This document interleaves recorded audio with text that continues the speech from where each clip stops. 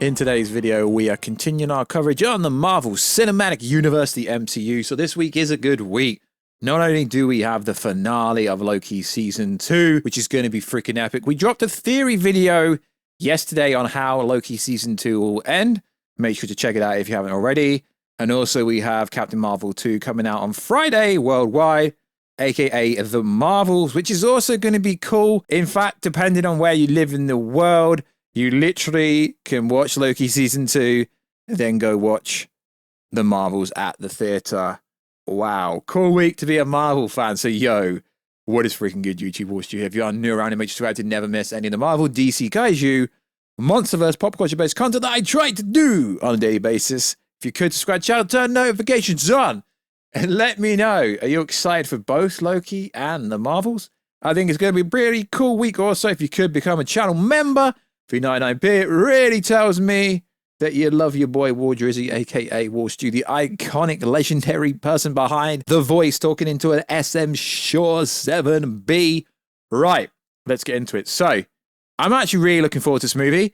Sure, the plot leaks out there. Sure, every single trailer of the Marvels, they've done like 5 final trailers that keeps revealing everything, to the point where the most recent trailer reveals the cameo from a certain character, and that's actually been out there for such a long time, but it actually wasn't as well known. Also, the post-credit scene, or the ending if you like, it's been revealed. I don't really know what the hell this movie's doing in the sense of the marketing. So if you didn't know what movie the trailer was actually for, you would actually get confused and think maybe this is a trailer for Avengers 5, or is it a trailer for Endgame? Because not only do we have Thanos, we have the Avengers in the trailer to start off with. I get what they're doing, and it is funny in a kind of way how people are trolling, but you always need to understand context. So we know this movie is tracking lower than The Flash. We do understand tracking is only an engagement of people's interest in a movie.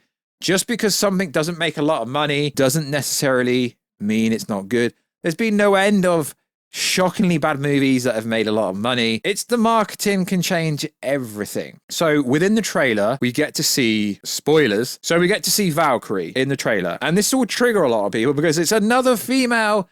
And I can see what these social justice woke YouTubers are going to, and people on the internet are going to say, oh my God, they've put another character in and she just happens to be bisexual. No, just, it is what it is. There's no reason to make a big deal of it. And it is quite funny because all the TikTokers, when they drop the trailer showing the Bifrost, people are like, oh my God, they're bringing Thor into this movie. No, they're not bringing Thor into this movie. And it is funny how people are like, yo, how the hell does Cara Danvers, aka Captain Marvel, decimate Thanos, punch Thanos in the face, but when it comes to the villain of this movie, Ben, she gets decimated? Well, she has 2 ancient artifacts. She has Miss Marvel's bangle on her wrist. She has her bangle on the wrist. And that's how she essentially dominates Captain Marvel and creates a tear in the fabric of reality. And this will essentially cause an incursion, which means in the season finale of Loki Season 2, which happens well in terms of the timeline, Loki Season 2 finale happens well, we're talking years before the Marvels takes place. So that says the multiverse is free. It's free. The multiverse is free. The loom is a lie. I've just ruined Loki Season 2 finale for you.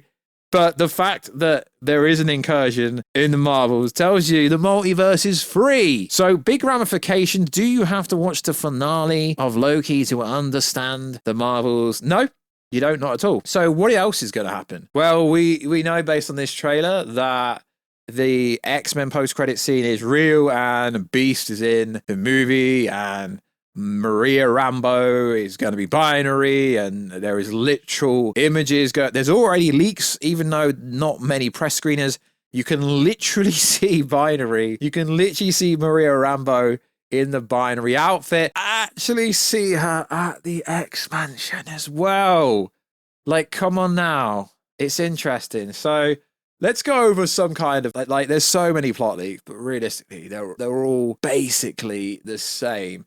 And every single trailer we've had has confirmed this, reconfirmed it in a roundabout way. So we've been over loads of plot. I just like to go over plot leaks because I think they're interesting. And if you're new to the channel, you haven't actually come across plot leaks, it's always interesting to go over another one.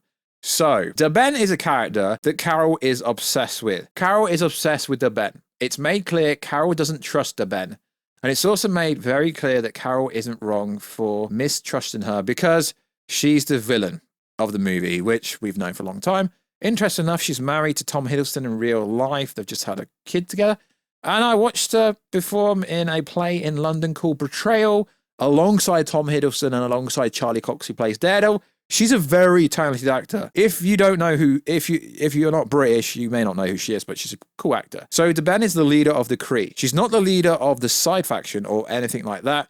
In flashbacks, we see Deben witnessing Carol attacking the Supreme Intelligence, which has been reconfirmed in the trailer. So if you like, we're going to get a bit of a Deben villain origin story, which, again, all this has been shown in trailers.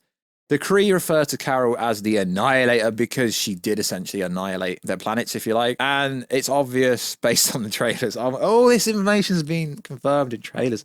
Marvel, hire some YouTubers to do your PR and marketing for you. And Captain Marvel does not like this. It's also worth saying the end of Miss Marvel Season 1 literally leads into this movie. It's also worth saying, from everything I understand, Miss Marvel Season 2 has not been confirmed and probably won't be confirmed. Deben has one of the bangles, well, we can see in the trailer she's got both of them because she's decimating Captain Marvel, that Kamala has, so Kamala has the other one. No specific way or explanation as to how Deben has it. Apparently she's using it, however, to power a weapon that she needs. Both bangles. She essentially gets both bangles to harvest resources to save her planet. There is a funny line where the villain Deben demands to know how Kamala got such ancient power artifact, and Kamala responds, "My grandmother sent it to me in the mail." Well, if you've seen the Miss Marvel show, you would already know that. Monica, Kamala all switch places every time they use their powers because they essentially have to learn how the powers throughout the movie. I think it will be an interesting movie now. People think I hate on the Marvels. I'm actually a massive Brie Larson fan, and I will probably get stick for saying that, but your boy Warstu is your boy War Drizzy. I'm not going to lie or mislead you. I do like Brie Larson. I don't care what politics she has. That's got nothing to do with me. I don't personally get involved with people's personal politics. You don't talk politics with people. I think Brie Larson's cool. I think she gets a lot of hate because of the way she's spoken and the way she speaks. But that's not her. That's her in PR mode. Monica is working on a space station, so the peak headquarters with Nick Fury. Kamala's at home. He shares, and Carol is trying to sneak into the Kree Scroll Peace Summit because she doesn't trust Deben. Why would you trust a villain? Who is, of course, the leader of the Kree. Carol starts fighting Kree soldiers and begins switching places with Kamala and Monica, and the Kree soldiers start switching with her. So at one point, Carol is on the peak sword headquarters with Fury, while Kamala is at the Peace Summit. Monica is fighting Kree soldiers in Khan's living room, whilst the Khan family tries to hit him with broomstick. It actually does look pretty funny. We've seen this in multiple trailers. Marvel needs to stop. They've literally revealed the post-credit scene and cameos.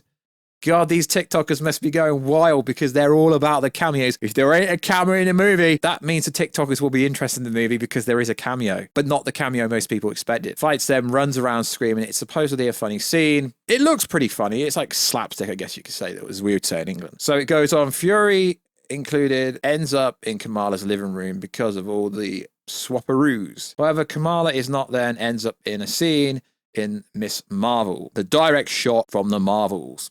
Yep, we know this is true. Like I said, there's so many alliterations of the same leak, essentially. So Carol leaves the house to try to fly off, but then again, switch suddenly. Kamala is falling out of the sky. We've seen this in trailer. Fury tells Monica she has to fly and save her. Apparently, Carol can't fly because that's using her power, but Monica can allegedly fly, even though it's using her powers. Who knows without switching? So Monica Rambeau resists Fury, telling her to fly up because she doesn't know how to control her flight. Yeah, but Fury yells a quote. This is literally what it says it in the trailer. Don't come at me. This is literally what the plot says. Come on, Black Magic. It's in the most recent trailer. And it is Nick Fury saying it. So let's continue. Monica flies up to save Kamala. However, she loses control on the way down. Everyone is screaming at the last second. Monica and Carol switch. Carol is able to stop before they hit the ground. Fury screams as they're dropping at the last second. Oh, it's just Carol. Interesting. Like I say, there's so many different plot leaks, but they're essentially all the same. This is off Reddit. Carol, Monica, Kamala go off to investigate Deben, sticking together because, of course, they can't control their abilities yet.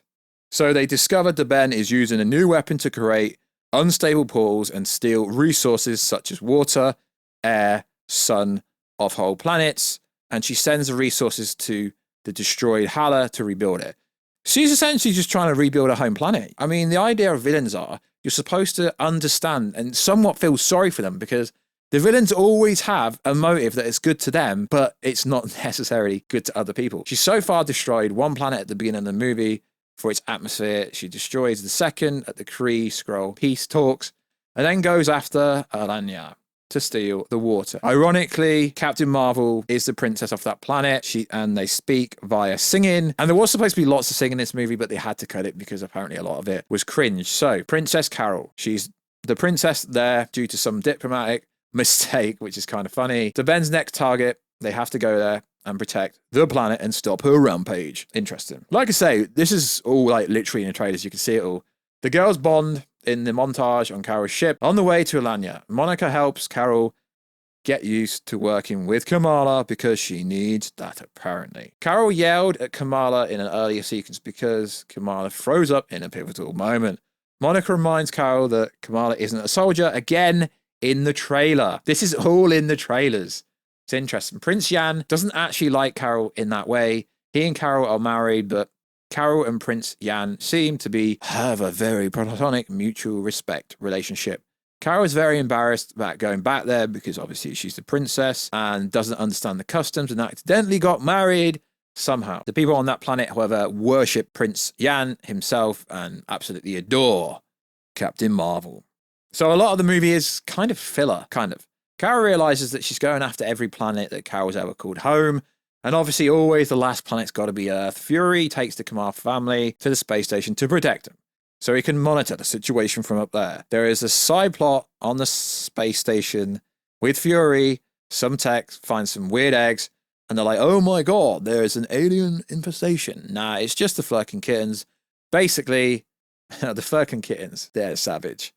So, let's carry on. Later, the space station is damaged by T'Ben when she attacks Earth in the climax of the movie. And there's not enough space on the pods to get everyone off the station safely before it crashes. So Fury comes up with an idea to let the Flerken kittens eat everybody and stash them in their pocket dimension in their stomachs, which is actually pretty mad when you think about it, because they're like, I don't like kittens, but they're like cute cats and they've got pocket dimensions in their stomach. Insane. Monica and Carol go to Hala, and it's raining for the first time on Hala, and the surviving Kree are celebrating because Ben has brought her planet back to its true glory. Carol realizes that the Annihilator is an accurate monarch because from their perspective, she's destroyed this planet and the survivors are struggling. And she's a great villain in their eyes. And she has a moral reckoning. Stopping into Ben means destroying a planet again. I shouldn't laugh. Monica gives her a little bit of a pep talk that basically amounts to, we can't save everyone. We have to let Hala be destroyed again. Carol reaffirms her desire to stop Ben. In addition to Ben, planet, her creation of portals makes the universe unstable, and we've seen this in trailer. So essentially what she uses the bangles and device for creates an incursion right at the end of the movie. And then there's a multiversal aspect that was always in the movie. Now, a lot of these fake scoopers said they took the incursion out. They never took the incursion out. The incursion is always there, but for some reason in the marketing, they are making themselves look stupid, and they're making the plot look like they've added the incursion just for the sake of having a multiversal storyline in this movie. But from everything your boy War Drizzy, aka the Chosen One, knows, the incursion's been in there for over a year. So let's digress. The movie ends and an incursion happens in the climax. Carol fights Ben whilst Monica and Kamala try to fix the incursion. Monica ends up flying through the tear in the universe and fixes it and ends up stuck on the other side of the universe, aka the incursion. Now, most people assume they've added this cameo for Deadpool 3.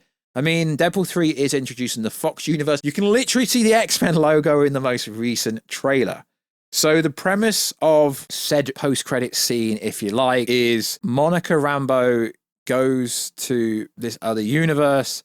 Her mother's there. Her mother, ironically, is actually binary in this universe, and we see Beast there. It's at the X Mansion. Apparently, someone talks about Professor X, although you don't technically see Professor X. And if you watch the trailer careful enough, you can actually see all this in the trailer. Like, literally see it in the trailer. It's mad. But apparently Beast has glasses on and a lab coat. shorts, and looks like some kind of Fortnite character. I mean, I can't confirm whether that's true or not, but we know the scene's there. It's just the context of the whole scene. But I thought Captain Marvel comes out in a few days. They dropped a new trailer, so we may as well talk about it. And I think it does seem like a pretty cool movie. I don't think this movie's going to do very well due to poor marketing, due to the Variety fake article coming out on people, and some of the woke YouTubers are like, oh my God, damage control. No, the director is coming out and explaining us, not that she needs to, but it was just bad PR.